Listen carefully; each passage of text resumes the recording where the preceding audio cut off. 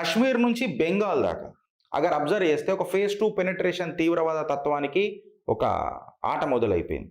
Delhi NCR sleeper networks చూడుండ్రి, Bengal high value టార్గెట్లను చూడుండ్రి, విక్టోరియా మెమోరియల్, మెట్రో ఫ్యూయల్ డిపాజిట్లు, డిపోట్లు, ఇవన్నిటి మీద మెల్లమెల్లగా టార్గెట్లు అవుతున్నాయి.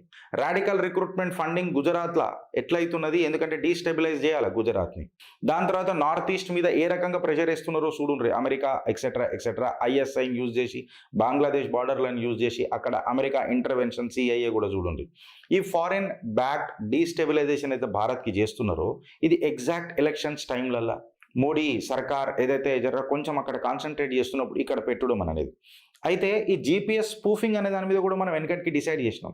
సడన్గా పిఎం ప్రధానమంత్రి మోడీ ఏదైతే ట్రావెల్ చేస్తున్నాడో ఆ రూట్లని గెలకనికి ప్రయత్నం చేసిండ్రు, గెలికిండ్రు. బయో వెపన్స్ రెసిన్ అనే కెమికల్ యూజ్ చేసి మన ప్రసాదంలో కలపనిక చూసిండ్రు. టెలిగ్రామ్ బేస్ ఎన్క్రిప్టెడ్ చూసిండ్రు, ఫిదాయిన్ స్టైల్లో చూసిండ్రు. ఒక హైబ్రిడ్ వార్ మొదలైపోయింది. ఇది ఒక నిజంగా చెప్పాలనంటే ఒక ట్రెడిషనల్ టెర్రర్ కాదు, ఇది ఇన్ఫ్యాక్ట్ ఒక హైబ్రిడ్ వార్.